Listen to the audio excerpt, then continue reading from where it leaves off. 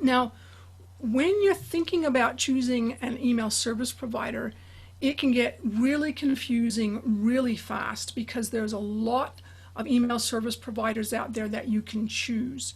And they all look like they do pretty much the same thing. And it's true, they do all have very similar functionality. But what's different is how much it costs you to access that functionality and the combination of functionalities that you require. So there are some questions that you need to specifically ask yourself when you're choosing an ESP. So I'm just going to walk my way through these questions and just explain why they matter. And as I go through them, be thinking in the back of your mind what your business is doing, what it needs, and what you're going to need both now and in the future. So the first question that you want to ask is a bit of a double-barreled question, and that is that how many people do you have on your customer list right now, and how many people do you expect to have in 2 years' time based on your current rate of or plans for growth? Now, this is going to matter because ESPs typically charge based on the number of people that are stored on your list. Now, the more you have, the more people you have, the more it costs you. But that cost can vary depending on which ESP you choose. They have different ranges of numbers of people that can be on the list at any one time, and they charge differently based on those numbers. So the second question to ask yourself is, how many future segments do you expect to have? And by segments, I mean how many different groups of people are there that you want to be able to send customized messages to. So let me give you an example. So for us, we have people who come onto our lists or my list. I have several different lists. The team and I have several different lists who are thinking about changing their career by starting their own business. And another segment are people who are currently unemployed who are interested in starting their own business. And a third segment are people whom we've already helped start their own business. So you can see that the central theme is, or the central thread is, starting your own business, but we have people coming from different situations who are considering doing that, or they've already done it and they're looking for help to actually then grow their business. And the needs of each of these groups is different. So we would say that we have 3 segments. Even though we have a similar thread, we have 3 separate groups of people for whom we want to be able to send differently worded emails to. So why does this matter? Why does it matter how many segments that we have? Well, it matters because some of the ESPs limit the number of segments you can have based on how much you're paying per month.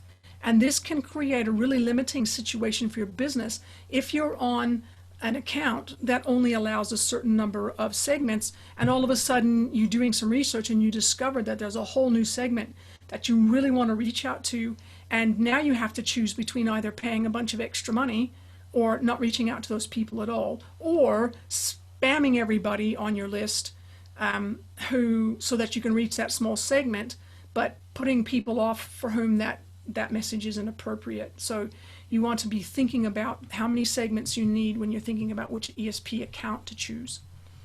Now, the third question you want to think about is how many emails do you expect to send out each month? Now, when you're first starting out, either getting your business online or when you're just getting started with your online business, this probably isn't such a big consideration, but because you're planning on growing, you do need to have some idea how many you'll eventually get to. So how many emails you'll eventually send out a month. So what does that mean, how many emails you send out a month? The way it just means exactly that, exactly how many separate distinct emails do you send out. And what that means, or in how to calculate that, is that you have to know, first of all, how many people are on your list, how many people are you sending those emails to, and how many times are you going to send emails. So that gives us an estimate of how much capacity you need. So for example, if I have 100 people on my list and I'm going to send them 1 email a week during the month, that's 400 emails that I will have sent during the month. So you basically take the number of people on your list times the number of times that you're going to email them, and that gives you the number of emails that you're sending per month. So fortunately, 400, if you use my example, 400 is not that much. And if the answer to the question, how many are you going to send out per month, is 100, is 10,000 or less, then you're pretty safe in terms of cost. Now, if you're sending more than that, then the costs can go up depending on the email service provider. So you just do have to pay attention to it, even though it's not such a big deal for right now if you're just getting started. Now, the fourth question that you do need to ask is, do you need access to templates for creating landing pages or opt-in forms and emails? Now, that can matter because not everybody has got the skills or the coding skills or the creative skills to create beautiful landing pages or opt-in forms or emails. Now, I'm assuming that you know what an opt-in form is. In case you don't, an opt-in form is basically a form where you ask people to give you their name and email address so that that information will go and sit on your email list. And a landing page is a web page or a page on your website or some other platform that contains information that people can go to, click a link and go to and read about to determine if they're interested in what you have to offer. So if you're not a very creative person, or you don't have a lot of time, or you're not somebody who knows how to code, then you're going to probably be wanting templates to help you create these things. So landing pages, opt-in forms, and emails themselves. And every email service provider I've ever come across definitely has templates for opt-in forms and for emails. But when it comes to landing page templates, some of them have lots to choose from and some don't. And there are a few who don't have any at all. And that can be okay, because if you're able to create those yourselves, that's fine, you don't need them. So this one isn't a showstopper if the email service provider you choose doesn't have landing page templates, because there's other ways you can create those landing pages, especially if you're using WordPress or Wix or Squarespace or one of the other website hosting platforms that are out there. If your website is one where you can just go in there and create another page, that can become your landing page, and you can just pop whatever on there that you wanted. But if you're not very comfortable about doing those sorts of things, and you want to be able to easily be walked through a template in a step-by-step process for filling that template out, you want to make sure that your email service provider does have enough templates to choose from so you can find one that you're happy with.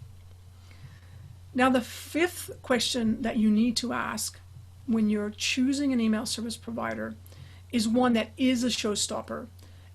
If it doesn't meet your needs, if you can't find something that meets your needs. And that question is, how much of a budget do you have so that you can pay out to have access to an ESP or an email service provider? If the answer is you don't have any budget at all, zero, nada, then don't worry. There's a couple of email service providers that will allow you to set up a free account, and that free account may have all the functionality you need, at least for a little while. And then, of course, because you're growing your business, once you do outgrow that free account, you should be able to afford the next tier up. So while budget or lack of budget can be a temporary showstopper when you're looking for an email service provider, it's really important that you consider the other things I've already mentioned, especially the ability to have segments when you're making a decision about which email service provider to choose. So those are the 5 key questions that you need to ask. The 5 questions that you need to know the answer to so that you can make the right choice for your email service provider. So how many people do you have on your customer list right now? How many do you expect to have in 2 years' time? That's the first question. How many segments do you expect to have? How many emails do you expect to send out each month? Do you need access to templates for creating landing pages, opt-in forms, and emails or not? And how much of a budget do you have that you can pay out on a monthly or yearly basis for access to your email service provider? So if you're still confused, I'm not surprised. There's so many kinds of email service providers out there, and each one of them offers different kinds of functionality based on what you need. And they're all at different price levels, of course. Now, I personally use Aweber and ActiveCampaign. My team and I use those 2 things. And I've used MailChimp in the past, but I really quickly outgrew it. And to be honest, it's not my favorite out of the ones that I've used.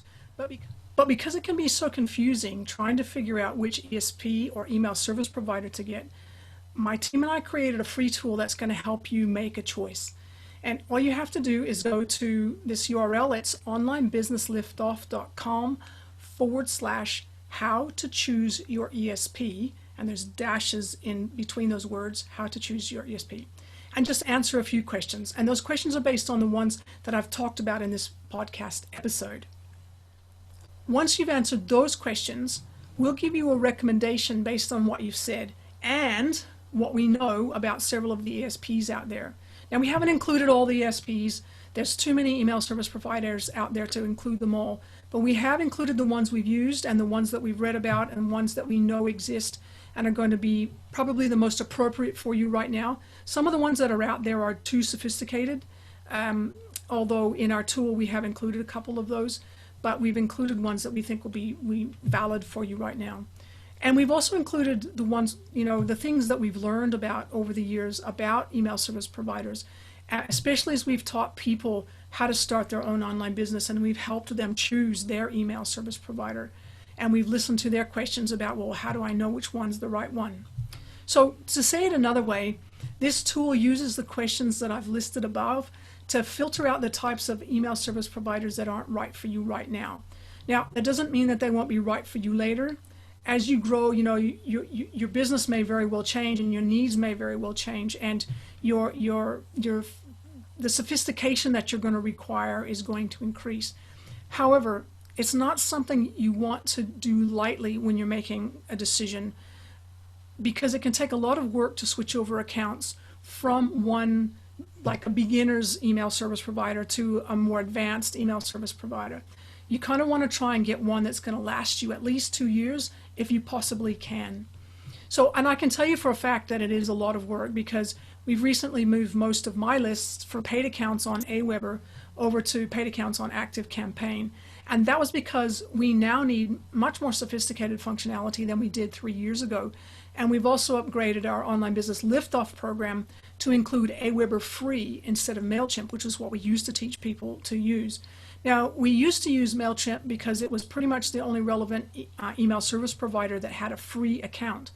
And that's what people who are just getting started need. They need something, that's not going to cost them any money, so they can learn what they need to learn, grow their business enough so that they can start paying for something. But, so that's why we're using MailChimp, because it was the only one that had a free account. But that's no longer the case. So there is more choice now in terms of free accounts these days, which is, thank goodness, is all I can say. So my point is, pick the email service provider that's right for you right now, but keep in mind that you should be planning at least 2 years out, and try to find an email service provider that's going to let you grow as big as possible for the right balance between cost and functionality, because both of those things matter. And there you have it. I hope that's been helpful, and I hope it makes it easier for you to make a decision about which email service provider to choose. And remember, the link to the email service provider decision tool is in the show notes. So please be our guest and make good use of it. And in a future episode, I'm going to talk about how to create a similar sort of decision tool that you can use to help your customers make important decisions for themselves or for their businesses. And if you're interested in that, make sure you hit subscribe. And I would love it if you'd leave me a review. It's always nice to know that what my team and I do are making a difference for people. So until then, all the best, and we'll see you next time.